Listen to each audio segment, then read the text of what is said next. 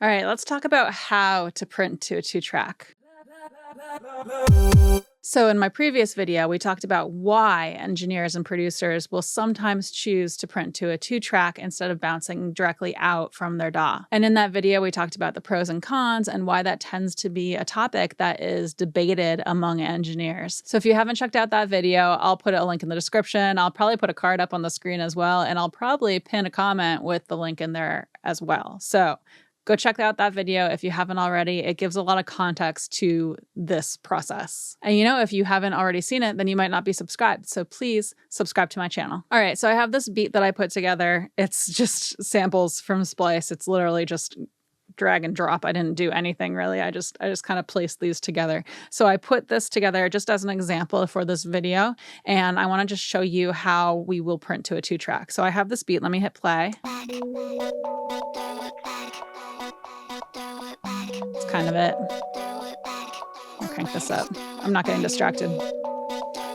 So that's the beat. So just to restart, I've gotten rid of that stereo track that we're going to create to push our mix to. So let's say this is a whole song and we're going to print that mix. We're towards the end of the mixing process and we're ready to go. We want to print the mix internally to a 2-track. So we're going to do Command-Shift-N and we're going to create a stereo audio track. And that's because, usually we are mixing in stereo. We're mixing for a left and right speaker. Hardly any systems nowadays are in mono. You might be mixing for surround sound or something like that, but that's a different video entirely, right? So what we're going to do is we're going to create a stereo audio track. And you'll notice here, I'm going to call this mix version 1. And you'll notice, because I have this track highlighted right now, see how the nameplate is white instead of these, which are like a dark gray. So since I have this track highlighted, it's going to put my new track right behind this one. So I'm going to hit create, and you'll notice it's like right below it, right behind it, however you want to word it. So I'm just going to bring this up here. So I have my mix version here. And basically you just want to set the outputs and the inputs so that they are talking to each other, right? So I'm going to take all of my outputs in my mix. And so whether I'm routing to aux tracks and then out to the master fader, you're basically taking everything that routes to the master fader and you're swapping it over to whatever your input is for the stereo track.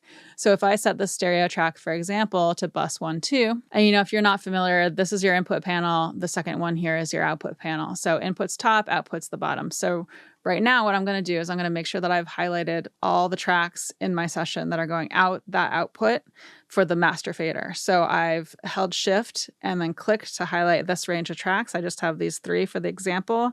I'm going to hold option and shift. And I believe it's alt and shift if you're on Windows.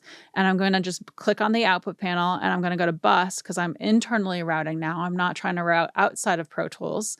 So I'm going to go to bus instead of output. And I'm going to choose the same bus. So it's bus 1, 2. So now I'm all routed. I'm ready to go. So what I'm going to do is I'm going to record enable this track because I want to record this audio to the track because it's an actual audio track that holds audio, right? And I'm just going to hit record. So I'm going to hit 3 on my numeric keypad. You can also hit record and then play up here if you don't have a numeric keypad. Sometimes Command spacebar will work if your OS doesn't override it. And then sometimes also the F12 key will work if your OS doesn't override it. So I'm just going to hit 3 here.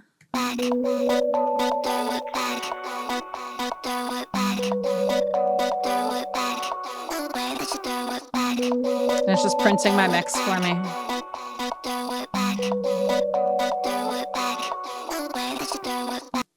Okay, so there we go. So here's my mix. So now if I solo this, I'll hear the whole mix. Great. And so if I had plugins on these tracks, if I'd made changes to panning, if I had made automation with the volume, for example, or any automation of any kind, it'll be printed on this track because it's basically just sending the output for my mix all to the same place and then recording it. That's all we're doing essentially. Okay, so now I have this mix version 1, right? If I want, I can go to my clip list and I can find that. And I believe I have the setting on from my preferences here that says whatever I have highlighted in this window, in the edit window, will also be reflected in the clip list. So that makes it super easy to find it because the clip that I've selected here will also highlight over here. So here's my mix version. So one thing that I can do is I can right click here and I can choose export clips as files. and that will export the file for me really quickly. And I would definitely make sure to check interleaved here so you don't get separate files for the left and right speaker, right? You want one stereo file. And then I would probably match whatever I have in my session here. So like if I'm working on 96K or 48 or whatever, I would match it. And you can choose where to put it here through your destination directory. Right now it is choosing what, my audio files folder for this session. Yeah, so I might, for example, want to put it in bounced files because that's kind of essentially what it is. And then this would come into play if you're doing multiple at once. So for example, if you're using this process to print stems, I have some videos on stems that I'll put in the cards or in the description below. But if you're using this process to print stems, for example, then you might want to pay more attention to this. Right now, I just have the one clip. I don't think this will come into play. So I'm just going to hit export. And now if I switch to my Finder window, I'm just going to do Command Tab to switch. And here's my session. And here's that mixed version in there. And now if I open it, I can hit play. So there it is. I've printed it internally and I've also removed it from my session, gotten it outside of my session. So I'm just going to do Command Tab to switch back to Pro Tools. Another way that you can get this mix out of your software, out of your DAW, out of Pro Tools, is the example we're in, right? Is you can actually go find this audio file in the audio files folder, as long as it's one solid file like we did here, right? It's just one solid clip right here. You can find that file and just copy and paste it. So I'm going to do Command Tab actually, and I'm going to go back to my Finder. And so here I am in my session folder again. I'm going to go to the audio files folder this time, and I'm going to look for this file name. So the file name is mix version 10101, right? So I'm going to go to M. Here it is, right? So I can just copy this. So Command C or Control C if you're on Windows, right? I believe that's what it is. And then you just go paste it wherever you want it. So you can paste it into the bounced files folder. You can paste it into wherever you need it. So that's kind of how you do it. But let's say I wanted to make another version of this mix. Let's say I wanted a version with this percussion way louder, right? I can make another version. So I can actually mute this. I can do Command Shift N to make a new stereo audio track. And I'm doing Command and then the arrow keys to toggle between the options here. So left and right is stereo, mono, etc. And then up and down is the type of track that we have. I'm just going to hit return here. I'm going to name this mix version 2. And now I can, for example, turn this on to bus 1, 2. And I actually don't have to take this off technically, because I'm just going to record enable this track and only this track. And I'm just going to hit 3 on my numeric keypad.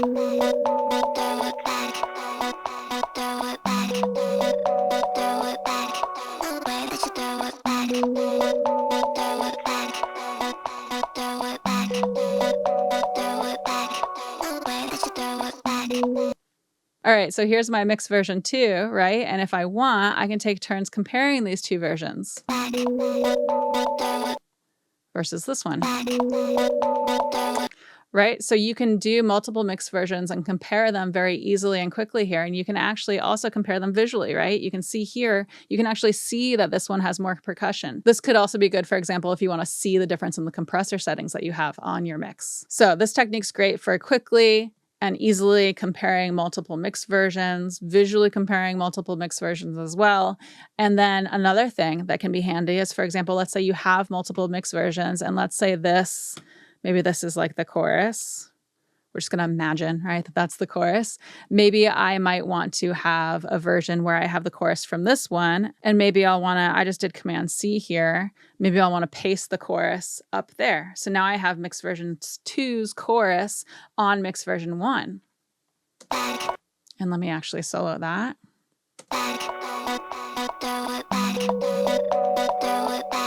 So that's another thing you can do, is you can really quickly then do a mashup of different versions if you want to do that. I would just be careful if you're doing this that you retain the exact location for whatever you're copying and pasting. So one thing that I like to do is if I've highlighted this section and I'm like, yes, this is great, this is what I want to copy up to the other one, is I'll do Command C, and then actually the P and the semicolon on your keyboard map to up and down arrows that retain your highlight in Pro Tools. So I would hit P to go up. If you're going down, it's semicolon, and then do Command V and it'll paste it there for you. And that ensures that you've retained the exact location, because if you shift it slightly, it's going to mess things up. It could mess things up. The other thing that I would do is that you zoom in. So I'm doing Command brackets to zoom. You can also do R and T to zoom if you have this little A to Z lit up yellow. But I would just make sure that you have like a little bit of a crossfade, and that fade isn't noticeable. So you might want to tweak the fade to make it more subtle, right? I would not want to have that fade be obvious, right? So you could listen to it that way, make sure it all sounds good.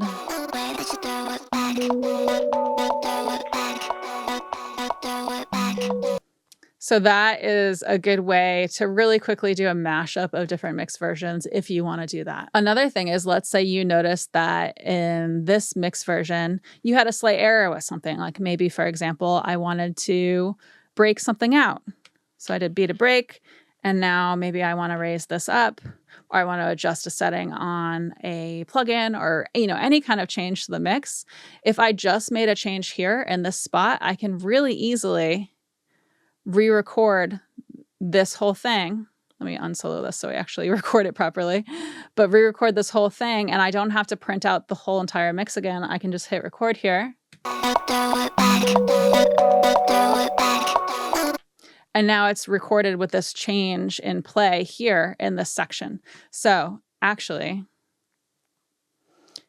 we heard both of these mixed versions just now, so I'm sorry for that. But now I have this edit in play here, and I can now edit it however I want. So maybe I want to drag this over to right here and make my little crossfade right here, which is right before that edit that I made. And then maybe vice versa, And right now I'm in the grid mode, but I'm holding Command to suspend that grid mode. So that's how I'm getting this smooth drag, so I can put it exactly where I want it to be. And then I'm just holding Command to make that crossfade that's not set to the grid. So this print to 2-track technique is really good for if you want to make a quick change that only affects one small part of the song. You can do that without having to do the whole bounce over again. And if you're struggling with your crossfades here and making them sound smooth, I have a video that's about the equal power versus equal gain crossfade. So I'll put a link to that in the description. I'll put it on the cards. I'll probably pin it in a comment. But yeah, that's basically it. The concept of how to print to a 2-track within Pro Tools, within your DAW. You can probably adapt a lot of these concepts to whatever DAW you're using. I hope that was helpful. Let me know what you think in the comments below. As always, like, comment, subscribe, hit the notification bell. I'd appreciate all of that stuff. And I do have a Patreon, so it's patreon.com/CatoNoise, and my patrons get access to additional content. We have a book club that we're running on our Discord server. We have early release videos, stuff like that. So check that out if you feel so inclined. It helps support my channel, helps keep it independent. And other than that, I come out with new videos every Wednesday, and thank you so much for hanging out. Okay. All right, so here's my mix version 2. And now if I want to compare the two, right, I can solo. I can take turns. So what am I doing?